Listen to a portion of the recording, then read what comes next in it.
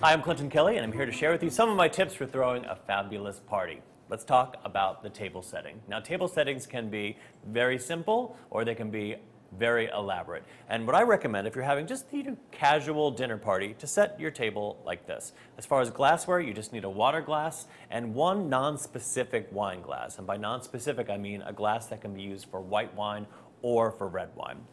Now, as far as the table setting itself goes, you need a plate, obviously, and a napkin. And the napkin comes off the table as soon as your guests sit down, and the napkin ring can be placed above the plate. And to the right of your plate, you want 2 knives. I like using 2 knives, and I'll explain why in just a second. And then a salad fork and an entree fork.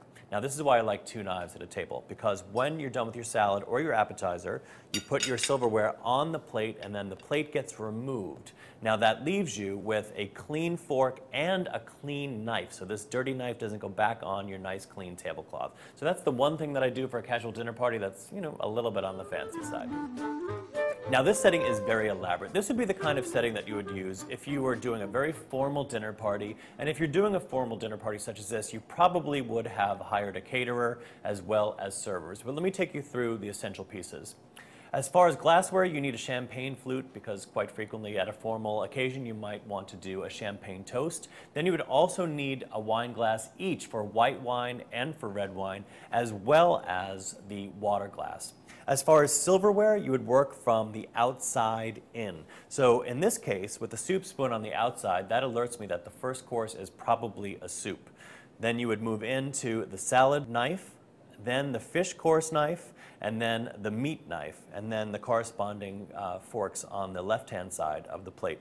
The bread plate is above the forks or to the right of the forks, also with a butter spreader there. The coffee cup and saucer would be above the plate with your dessert fork handle facing to the left and your coffee spoon handle facing toward the right. Now, if you're using a charger, keep in mind that the charger is going to be removed. So you'd put the napkin on top of the charger. When the guest sits down, he or she puts the napkin on his or her lap, and then the charger is removed by the server, and then the first course is placed down like so. And that's how you set a table. I think this is a lot of work. I'm generally over on this side, just so you know.